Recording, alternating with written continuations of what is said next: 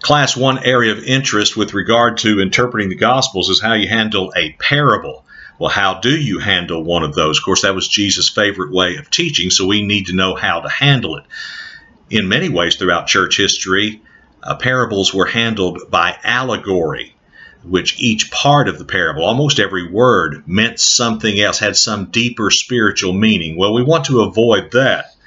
In the late 19th century, Adolf Jülicher proposed an alternative. Parables were not allegories. They made one point each, and that was it. For example, in the parable of the prodigal son, the example will be reduced to this lesson: the boundless joy of God's forgiveness. Well, currently the trend, I think, is moving in a better direction. The pendulum is moving back toward the middle, which I think is the right place to be.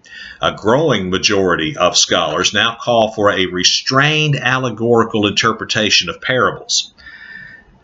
In the parable of the prodigal, for example, the father represents God. The prodigal stands for the wayward, the rebellious, the lost sinner. And the older brother represents the self-righteous hypocrite. So each main character makes some sort of point, or you can provide a principle from each main character. So let's take a look at the prodigal once again.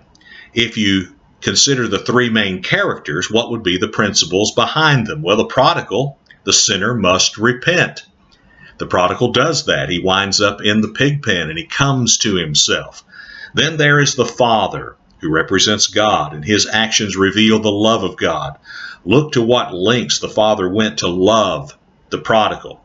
Then there's the older son, and there's a warning there for us about being hard-hearted. So I think this idea in which each character of a parable teaches an important principle is the way to handle them.